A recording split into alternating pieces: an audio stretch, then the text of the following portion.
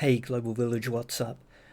Okay, I was accused in one of my previous videos of posting it because of the clicks. Um, and it occurred to me that this just confirmed one of the things that I've believed to be true for a long time. And that is, people will accuse other people of things that they themselves would be willing to do. And what do I mean by that? So let's consider Donald Trump. Trump is always and consistently accusing Biden and the Democrats of trying to steal the election. And why is he so convinced that that's the case? Well, I hypothesize it's because it's exactly what he would do given the opportunity. So because he sees within his own mind that, yes, that's something I would do, he therefore projects it onto his competitors and is extremely suspicious that that's something they must do because that is where his basic moral boundaries exist in. That's the world of possibilities within his moral code. And again, that is a hypothesis, but I honestly think I'm onto something here. And I think we can actually also see that in action with relationship to the slaying of Renee Good. Because for me personally, the idea that someone would shoot me in the head because I was talking back to them with a bit of lip just wouldn't enter my mind. I just could not imagine that that's something they would do, because it's not something that I would ever do. Not in any universe that I'm aware of would I do that. I don't even own a gun, actually. I don't want to own a gun, never will own a gun. And yeah, I can't conceive of it, so it's very difficult for me to kind of get my head around the fact that someone else could do it so easily, and that other people not only try to justify it, but celebrate it. Yeah, they celebrate it. So anyway, this kind of leads me back to how farcical the whole claim that Renee was in charge of a deadly weapon, and that she was using the deadly weapon to try and run over the law enforcement officer. Because let's just step back a moment and try and see how this actually plays out. So she took her 6-year-old to school and dropped them off, and then she said to herself, you know what, I've got time to kill, why not go and run over a couple of ICE agents? Because, you know, that's a completely reasonable and normal thing to do for a mother of 3, to, you know, just go on a little bit of homicidal rampage, and of course, you know, leave her children without a mother because she's either in the morgue or spending the rest of her life in prison. This seems to be how people think this is what's happening in the universe that we currently occupy. I don't actually think the forensic evidence supports that fantastical vision of how things played out. Now, I know what you're going to say. You're going to say, that isn't what I said, that you're putting words in my mouth. Okay, good. So now we're agreeing that she wasn't actually intending to run over the officers, right? And then you're going to say, no, she actually decided in the moment, the spur of the moment, that she was going to run over him. No, she wasn't. If you actually look at what was happening, her partner had clearly indicated that they were aware that they were likely to receive a visit from the ICE agents because they were recording their license plate number. Renee Good herself was, you know, using a bit of kind of lippy, smiley-faced smack talk back to the officer, which was obviously getting under his skin. She had received conflicting instructions from different officers, one of them which was telling her to drive away. And that is indeed what she was trying to do. She wasn't trying to run anyone over. Stop trying to gaslight everyone because of your wishful thinking. your inverted reality fantasy world.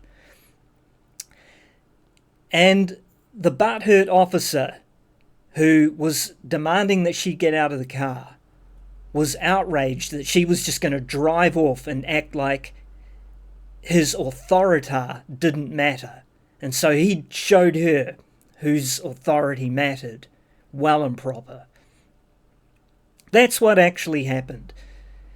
Now, he broke several regulations, basic rules of policing when he did this. First of all, he shouldn't really have been standing where he was standing, and he certainly shouldn't have opened fire on a moving vehicle unless that vehicle was actually legitimately a threat to him or others. No, he turned the vehicle into a threat by killing her so that it now became an uncontrolled missile that fortunately didn't slam into any innocent bystanders. So he fucked up in all sorts of ways, but most especially he fucked up because he was simply not justified to summarily execute that woman. And this is true no matter what her political beliefs may or may not be, which a lot of people have projected onto her because of wishful thinking. They've made all sorts of conclusions about her before all the facts came about. And it turns out she's not some kind of crazy activist from what we've seen. She was there just as a legal observer. Clearly she does not like ICE and what they're about. And that's okay. She has that right to have that belief.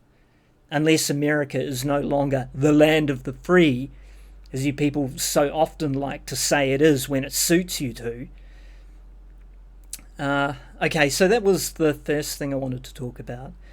The next thing is predictive history, and I received a lot of blowback for that video, and some of it was, I think, quite fair and justified, and some of it was just childish. Now, I hadn't really thought this through as much as I should have, because some time ago when I posted a video about Sam Harris, the Islamophobe who created a video trying to explain why the word Islamophobia shouldn't exist, which I thought was peak irony, and therefore I just wanted to make a video about it. But of course, when you make a video about that has a person who has a large audience of people that are, like followers, and some of them are super fans of that person. Well, they are most likely the people that are going to see your video when you create it, and then they're going to come and watch your video, and they're going to be pissed. And this is indeed what happened. And there were plenty of people who were very clearly pissed at me. And like I said, some of the criticisms I thought were actually quite justified. But I think part of the problem with the original video I created was that I didn't let it percolate long enough before I created it. And so I wasn't probably quite as concise and clear in the primary criticism I had of the video. And I think some people actually kind of helped me point me in that direction, actually, in terms of the comments they made. So I want to play back a specific piece of the video that for me was like the turning point. It was the moment where, I'm done with this channel.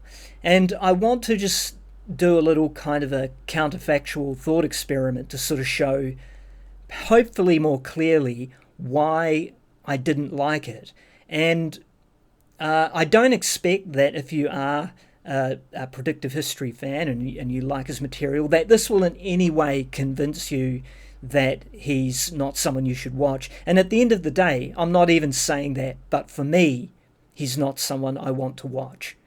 And I actually acknowledge, and as I said in my previous videos, that there's plenty of actual interesting and I think positive and good stuff that's coming out of his work. So it's not that he's devoid of value. It's just that for me, he rubs me up the wrong way.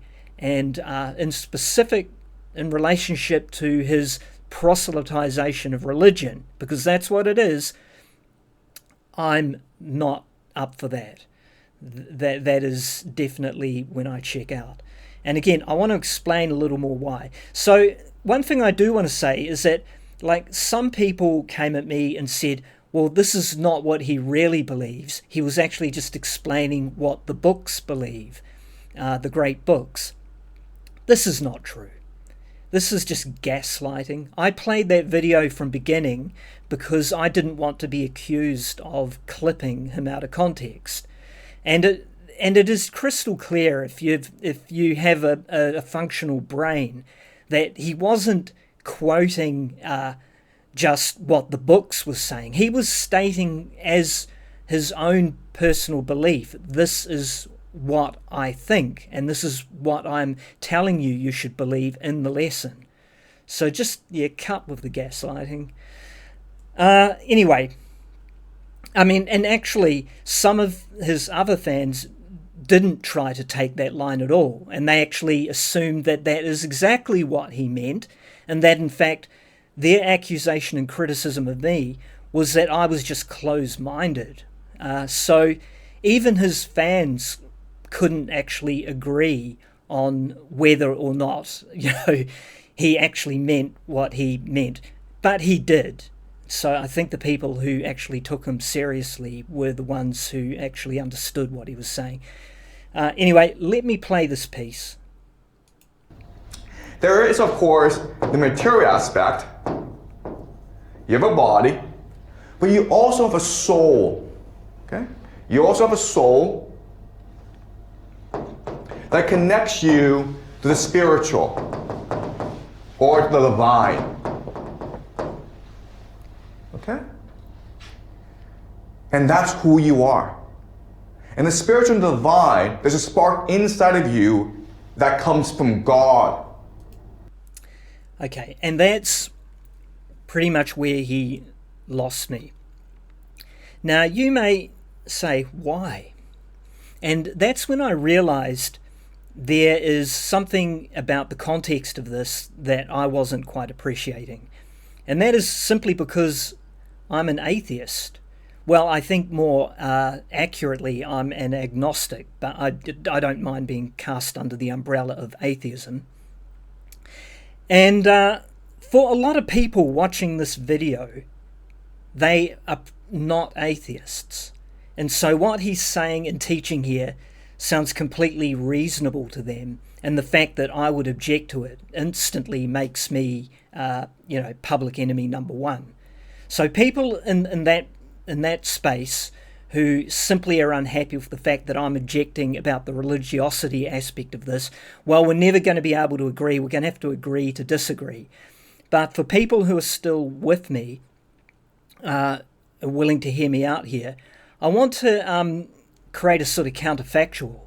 So let's say that instead of him talking about this, that you have a soul, that your soul unifies you and connects you with God, and that you kind of become a part of God. Instead of him saying that, imagine if he said, so first of all, you don't have a soul. You have to stop listening to what these religions are telling you. And then he says, and furthermore, there is no God. Okay? And he draws on the whiteboard and does some pretty pictures and says, no God.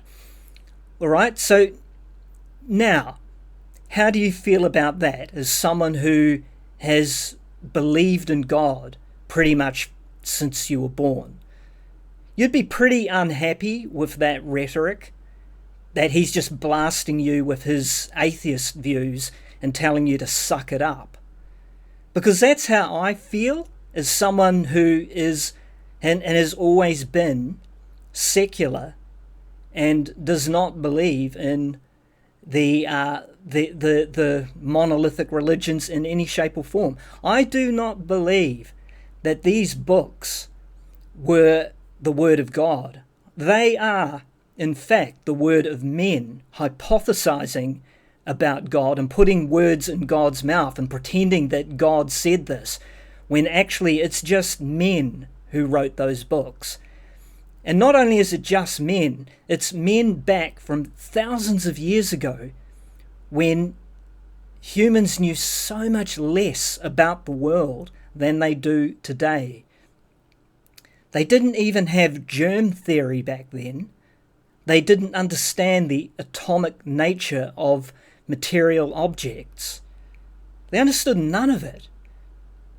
So why should I believe anything they have to say about their conjecture around God beyond anyone else's conjecture? I'd be much more interested in contemporary takes than I would about literature that was written thousands of years ago and under pretty dubious and suspicious times. I mean, when you look at historical religion, it's clearly a device of control. And back at a certain time, it was probably very important that that device of control existed, because there may have been straight out anarchy.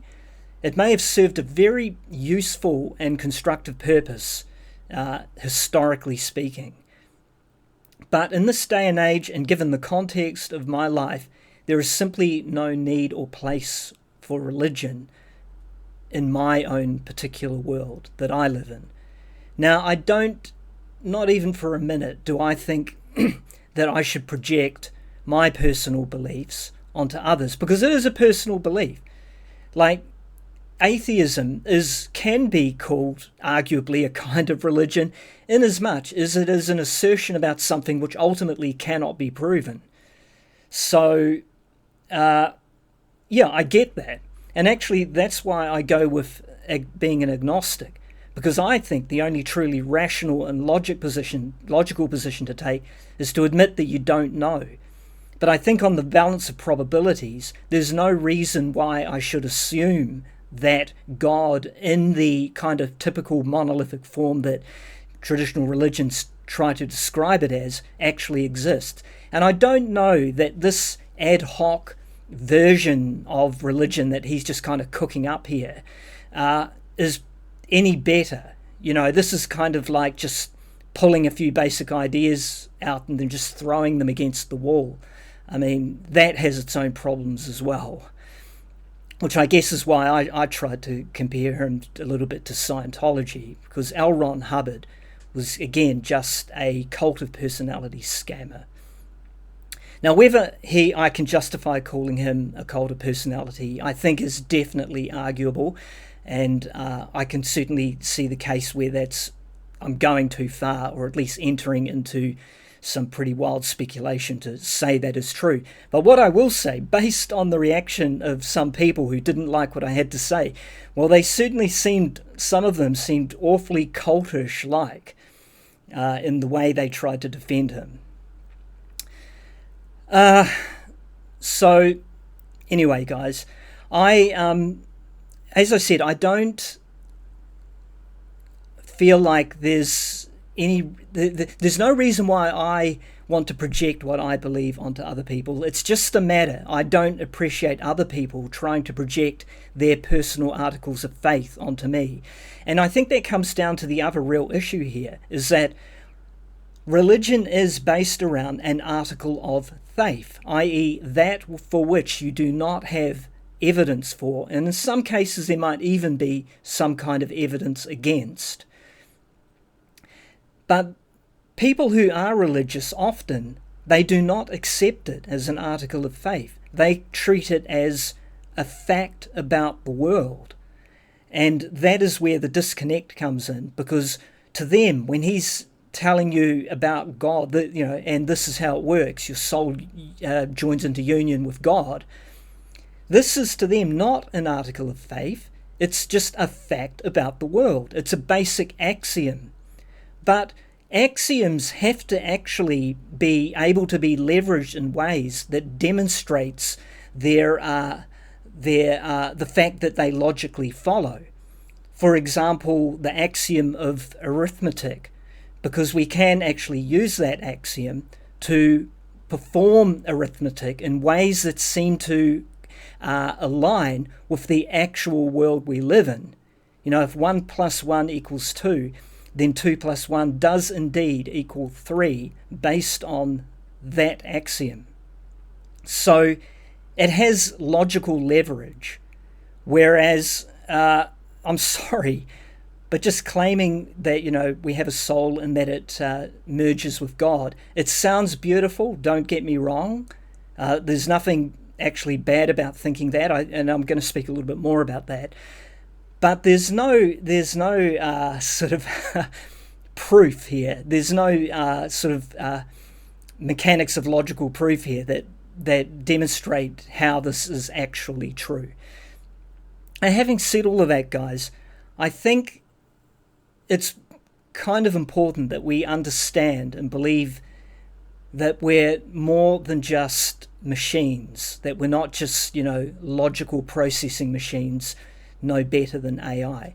As I think I've said previously, we have an inner life, we have an inner light, and I think you can very metaphorically talk about that in terms of us having a soul. I just prefer not to make that a categorical claim.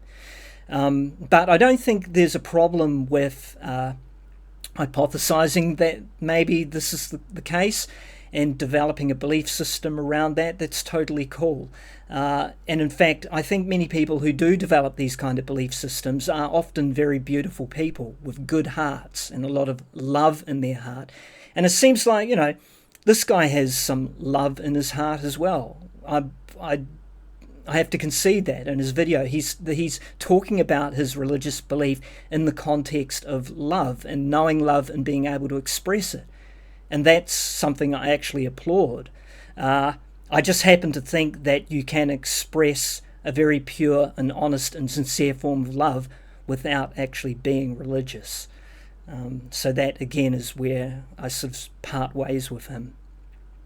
Anyway, I think I'm just going to end up going in circles here, and so I'm going to leave it there.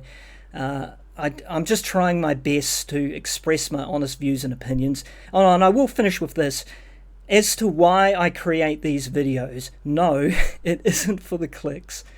It's because this is a way for me just to get it out there and talk about stuff that's on my mind. And so I thought, fuck it, I'm just going to occasionally, or whenever I feel in the mood, click the record button and just start talking into the void.